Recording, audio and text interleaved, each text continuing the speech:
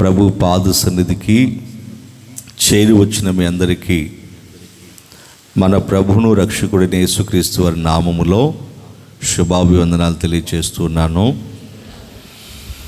దేవుడు మిమ్మల్ని మీ కుటుంబాలని ఆశీర్వదించునుగాక. దేవుడు మీ అందరికీ ఆయుష్ను ఆరోగ్యమును దయచేయునుగాక. దేవుడు మీ చేతుల కష్టాన్ని దీవించి అన్న వస్త్రాలు సమృద్ధిగా దయచేయునుగాక.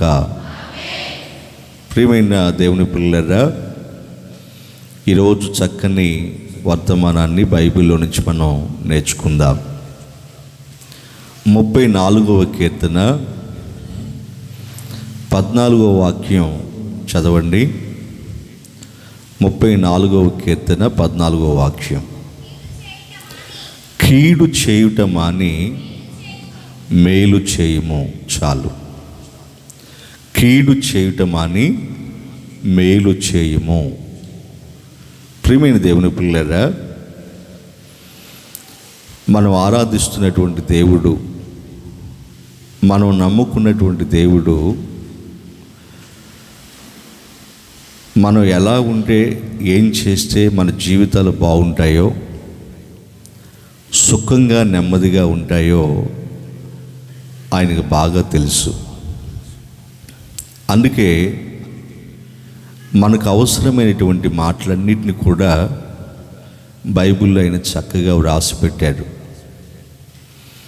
ఆయన మాటల ప్రకారంగా మనం జీవిస్తే మన జీవితాలు చాలా బాగుంటాయి. ఆయన మాటల ప్రకారంగా మనం చేయకపోతే జీవితాలు శాపగ్రస్తంగా మార్చబడతాయి. అందుకే ఆయన అంటాడు 81వ కీర్తన 13వ వాక్యంలో ఒక మాట అంటాడు, చదవండి. 81వ కీర్తన 13వ వాక్యంలో, అయ్యో నా ప్రజలు నా మాట వినిన ఎడల, ఇశ్రాయేలు నా మార్గములో అనుసరించిన ఎడల ఎంత మేలు. చూసారా, దేవుడు ఏం కోరుకుంటున్నాడంటే తన పిల్లలు తన మాట వినాలని కోరుకుంటున్నాడు.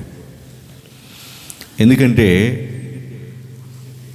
దేవుని మాటలు వింటేనే మన జీవితాలు బాగుంటాయి. మనందరినీ సృష్టించిన వాడు కదా ఆయన. మనందరినీ సృష్టించిన దేవునికి మనం ఏ విధంగా బాగుపడతామో, ఎవరి మాటలు వింటే బాగుపడతామో ఆయనకి బాగా తెలుసు. అందుకే మనం బాగుండాలని, క్షేమంగా ఉండాలని, నెమ్మది కలిగి ఉండాలని ఆయన ఏం చెప్తున్నాడంటే కీడు చేయటం మాని మేలు చేయండి అని తన పిల్లలతో చెప్తున్నాడు. ప్రియమైన దేవుని పిల్లరా, ఈ యొక్క అంత్య దినాలలో మనుషులు ఒకరి పట్ల ఒకరు మేలు చేసుకునే దానికంటే కూడా కీడే ఎక్కువగా చేస్తున్నారు. అవునా? భర్త భార్యకి, భార్య భర్తకి, అలాగే తల్లిదండ్రులు పిల్లలకి, పిల్లల తల్లిదండ్రులకి, అత్త కోడలికి, కోడలు అత్తకి, అలాగే అన్న తమ్ముడికి, తమ్ముడు అన్నకి, అక్క చెల్లికి, చెల్లి అక్కకి. ఈ విధంగా ప్రతి ఒక్కరు కూడా ఈ దినాలలో మేలు కంటే కూడా ఎక్కువగా కీడే చేస్తున్నారు.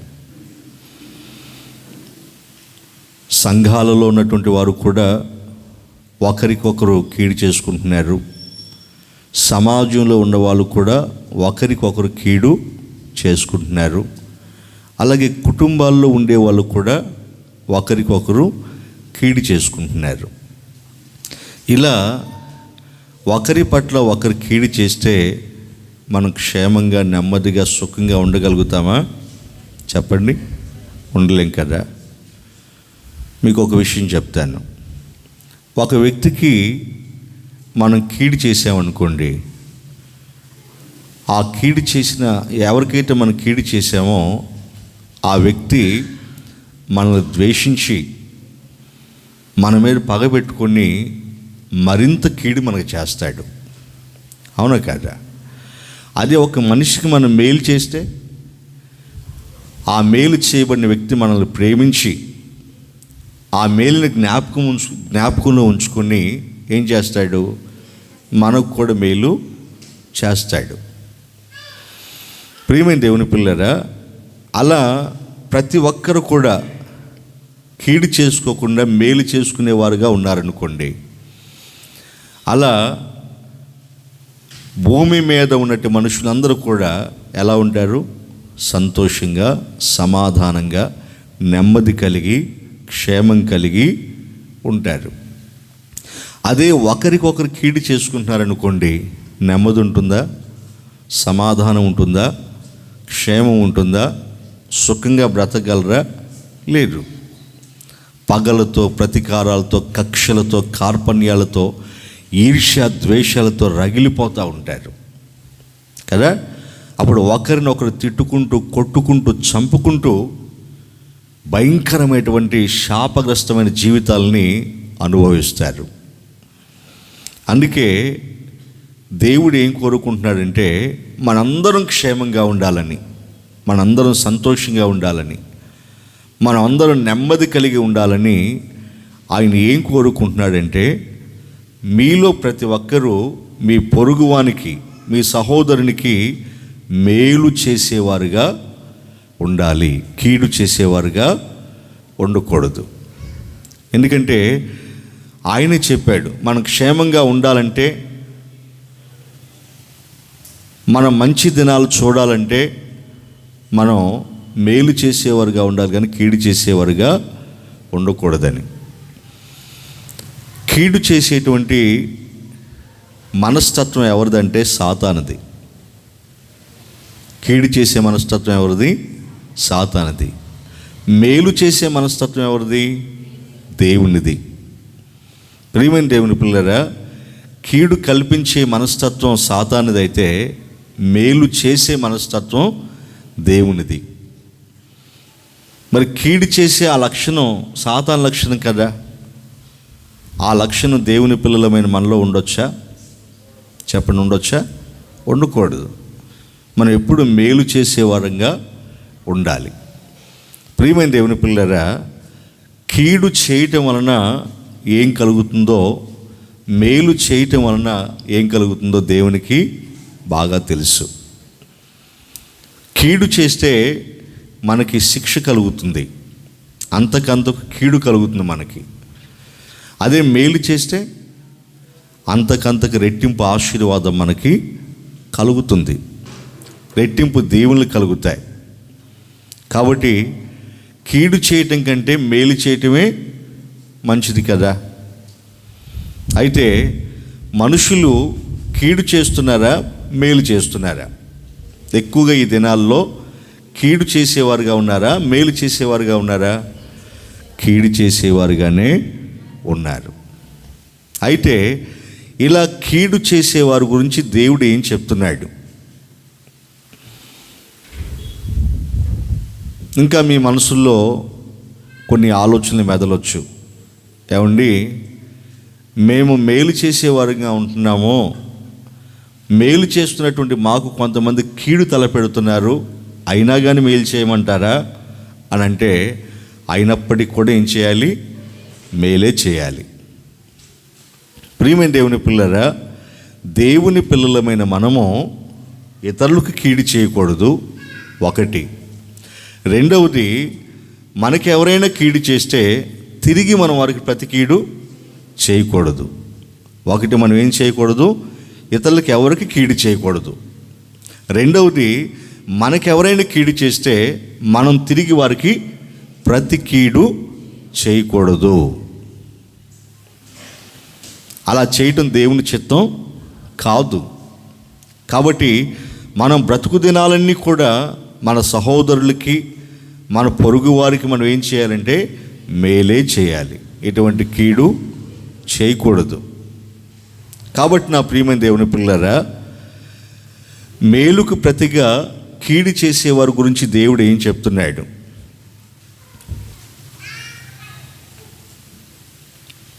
దేవుడు మేలు చేయమని కోరుకుంటున్నాడు కదా. మేలు చేయమని దేవుడు కోరుకుంటుంటే మనం కీడు చేస్తే దేవుడు అటువంటి వారిని ఎలా శిక్షిస్తాడు? కొన్ని విషయాలు నేను మీతో చెప్తాను. జాగ్రత్తగా దేవుని వాక్యాన్ని మీరు వినాలి. ప్రియమైన దేవుని పిల్లరా, దావీదు గారు తన జీవితంలో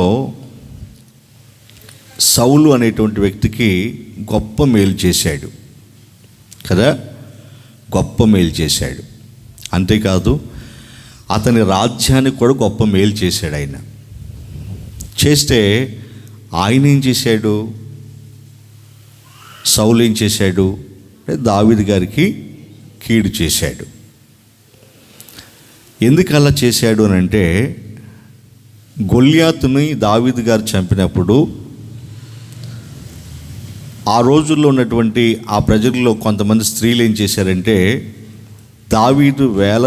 సౌలు 1000 కొలదిగాను దావీదు 10,000 కొలదిగాను శత్రువులను హతం చేశారు అని వాళ్ళు ఒక పాట పాడుతున్నారు. ఆ పాట సౌలు గారు విని సహించుకోలేకపోయాడు. ఆయన సహించుకోలేక ఆ రోజు నుంచి దావీదు గారి మీద విషపు చూపు నిలిపాడట. అలా విషపు చూపు నిలిపినటువంటి సౌలు దావీదు గారిని ఎన్నోసార్లు చంపాలని చూశాడు, ఎన్నోసార్లు. కానీ దేవుడు దావీదు గారు తోడుగా ఉండటం వలన సౌలుకి దావీదుని చంపటం సాధ్యపడలేదు. ఎవరు తోడుగా ఉండటం వలన? దేవుడు దావీదు గారికి తోడుగా ఉండటం వలన సౌలుకి దావీదు గారిని చంపటం సాధ్యపడలేదు. కాబట్టి సౌలు ఎప్పుడెప్పుడు ఎక్కడెక్కడ ఏ విధంగా ఆయన చంపాలనుకున్నాడో ఆ పరిస్థితులన్నిటిలో నుంచి, ఆ మరణకరమైనటువంటి అపాయాలన్నిటిలో నుంచి దేవుడు దావీదు గారిని తప్పిస్తూ వచ్చాడు. అయితే ఒకానొక రోజు సౌలు 3,000 మందిని దావీదు గారిని చంపడానికి వెంట పెట్టుకుని వచ్చాడు. దావీదు గారు పలానా గుహలో ఉన్నాడని, పలానా కొండ దగ్గర పలాని గుహలో ఉన్నాడని సంగతి తెలుసుకొని 3,000 మందిని వెంట పెట్టుకుని వచ్చాడు. వస్తే అక్కడ దావీదు తన సైన్యం మాటేసి ఉంచారు. తనతో ఉన్నవారు మాటుగా ఉన్నారు. అయితే ఈ సౌలు ఏం చేశాడంటే, తన యొక్క పై వస్త్రపు చెంగిని అక్కడ పెట్టేసి శంఖాని వత్తుకు వెళ్ళాడు.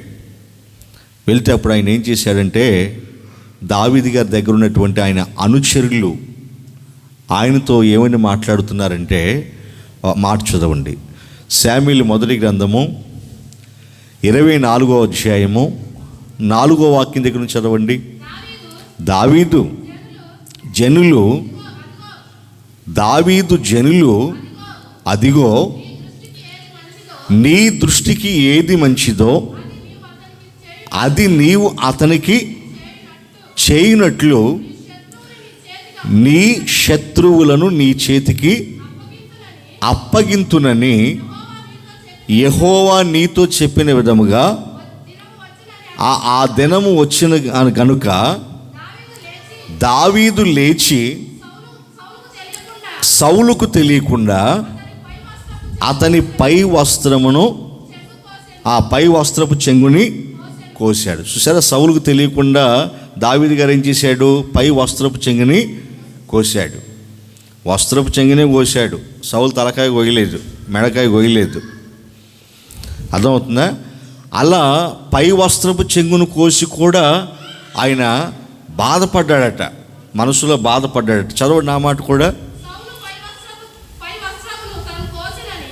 సౌలు పై వస్త్రము తాను కోసినని దావీదు మనసు నొచ్చి, చూసారా, బాధపడిపోతున్నాడు. అరే, ఇది కూడా నేను చేసి ఉండాల్సింది కాదు, అదేదో ఆ మెడకాయ కోసినంత ఇదిగా ఫీల్ అయిపోతున్నాడు ఆయన దావీదు గారు.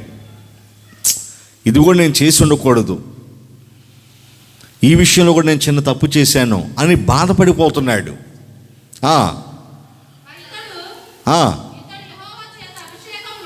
ఇతడు యెహోవా చేత అభిషేకము నొందినవాడు గనుక యెహోవా చేత అభిషిక్తుడైన నా ప్రభువుకి నేను ఈ కార్యము చేయను. చూసారండి, సౌలు గారు ఎన్నోసార్లు దావీదు గారిని చంపాలనుకున్నాడు, ఎంతో కీడు తలపెట్టాడు కదండి. దావీదు గారు చేసినటువంటి మేలుకి ఏం చేశాడు? కీడు చేశాడు. అందుకే దావీదు గారు ఏమన్నాడు? నేను చేసిన మేలుకు నాకు ప్రతి కీడు చేస్తున్నారు, నేను చేసిన మేలుకు నాకు కీడు తలపెడుతున్నారు, నేను దిక్కులేని వాడిని అయిపోయాను అని చెప్పేసి అని అంటున్నాడు. నేను చేసిన మేలుకి నాకేం చేశారు? కీడు చేస్తున్నారు, నేను దిక్కులేని వాడిని అయిపోయాను అని తాను ఎంతో బాధపడ్డాడు. ప్రియమైన దేవుని పిల్లరా, అలా బాధపడి ఎన్నోసార్లు అయినా దేవునికి మొరపెట్టాడు. నాయనా, నేను ఎంతో మేలు చేశాను కదా, నా ద్వారా మేలు పొందిన వారు నాకు కీడు తలపెడుతున్నారు, ఈ కీడు నుంచి నన్ను తప్పించని దేవునికి ఎన్నోసార్లు ప్రార్థన చేశాడు ఆయన. ప్రియమైన దేవుని పిల్లరా, ఆ విధంగా సౌలు గారు 3000 మందిని ఎంటబెట్టుకొని వచ్చాడు దావీదు గారిని చంపడానికి. కానీ అక్కడ సౌలు ఎవరి చేతికి దొరికాడు? దావీదు గారి చేతికి దొరికాడు. నిజానికి దావీదు గారి చేతికి దొరికినప్పుడు ఆయన ఏం చేయాలి? సౌలుని చంపేయాలి. కానీ చంపాడా? చెప్పండి. ఎందుకు చంపలేదు? అతను దేవుని చేత అభిషేకం పొందినవాడని, కీడుకు ప్రతి కీడు ఎవరికి చేయకూడదని దేవుడు చెప్పాడు కదండి. కీడుకు ప్రతి కీడు ఎవరికి చేయకూడదట. ఎందుకు? అది దేవుడు చెప్పాడు. చదవండి ఆ మాట. పేతురు గారు రాసినటువంటి మొదటి పత్రిక 3వ అధ్యాయము 9వ వాక్యం దగ్గర నుంచి చదవండి. 3వ అధ్యాయం 9వ వాక్యం. ఆశీర్వాదమునకు వారసుల మగుటకు మీరు పిలువబడితిరి. చూడండి, ఆశీర్వాదమునకు వారసులగుటకు మీరు పిలువబడితిరి గనుక కీడుకు ప్రతి కీడైనను దోషణకు ప్రతి దోషణైనను చేయక దీవించుడి. దేవునికి స్తోత్ర. హల్లెలూయా. ఆశీర్వాదానికి మనం వారసులంగా పిలువబడ్డాం. అలా ఆశీర్వాదానికి వారసులుగా పిలువబడ్డటువంటి మనము కీడుకు ప్రతి కీడు చేయకూడదట, దోషణకు ప్రతి దోషణ చేయకూడదట. ఇంకా ఏమంటున్నాడు? చదవండి మన గురించి. ఆయన జీవమును ప్రేమించి మంచి దినములు చూడగోరిన వాడు చెడ్డ దానిని పలకకుండా తన నాలుకను కపటపు మాటలు చెప్పకుండా తన పెదవులను కాచుకొనవలెను. అతడు కీడు నుండి తొలగి మేలు చేయవలెను. గట్టిగా చప్పట్లు కొట్టండి, గట్టిగా దేవునికి స్తోత్రం చేయుదా. హల్లెలూయా. అతడు కీడు నుంచి తొలగిపోయి ఏం చేయాలట? మేలు చేసేవాడుగా ఉండాలట. సమాధానము వెదకి దానిని వెంటాడవలెను. ప్రభు కన్నులు నీతిమంతుల మీదను ఆయన చెవులు వారి ప్రార్థన వైపును ఉన్నవి. గాని ప్రభు ముఖము కీడు చేయు వారికి విరోధముగా ఉన్నది. చూసారా? ప్రభు ముఖం ఎవరికి విరోధంగా ఉందట? చెప్పండి. కీడు చేసేవారికి ప్రభు ముఖం విరోధంగా, అంటే ప్రభు విరోధంగా ఉంటాడట. అంటే కీడు చేసేవారంటే దేవునికి అసహ్యం, కీడు చేసేవారంటే దేవునికి హేయం. కీడు చేసేవారికి ఆయన ఎలా ఉంటాడట? విరోధంగా ఉంటాడట. చూసారా? ఎందుకంటే మనం కీడు చేయటం, మన సహోదరులకు మనం కీడు చేయటం ఆయనకి ఇష్టం లేదు. అలాగే మనకెవరైనా కీడు చేస్తే వాళ్ళకు ప్రతి కీడు చేయటం కూడా ఆయనకి ఇష్టం లేదు. మనంతటికి మనం కీడు చేయటం ఆయనకి ఇష్టం లేదు. మనకు ఎవరైనా కీడు చేస్తే వారు తిరిగి ప్రతి కీడు చేయటం కూడా దేవునికి ఇష్టము లేదు. అలా కీడు చేసేవారంటే దేవునికి అసహ్యం, కోపం. అటువంటి వాళ్ళకి ఎలా ఉంటాడట? ఆయన విరోధంగా ఉంటాడట. అటువంటి వారు చేసే ప్రార్థనలు కూడా దేవుడు ఆలకించడు. ఎందుకంటే ఆయన ఎవరి ప్రార్థనలు ఆలకిస్తాడు? నీతిమంతుల ప్రార్థనలు. నీతిమంతులు అంటే కీడు చేయని వాళ్ళు. ఒకవేళ ఎవరైనా కీడు చేస్తే తిరిగి ప్రతి కీడు చేయని వాళ్ళు.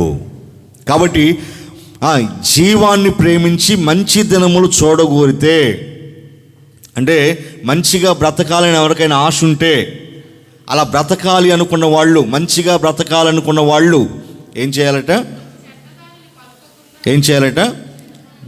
కీడు చేయటం మానేసి మేలు చేయాలి. అంటే మీకు కూడా మేలు చేయాలి. దేవుడు మేలు చేయాలంటే, దేవుడు మీకు మంచి కార్యాలు చేయాలంటే ముందు మీరేం చేయాలి? కీడు చేయటం మానేయాలి. మీ సహోదరులకి, మీ పొరుగు వారికి కీడు చేయటం మానేయాలి. మీరు కీడు చేస్తూ దేవుని వల్ల మేలును ఆశించడం తప్పు కదా? అవునా కదా?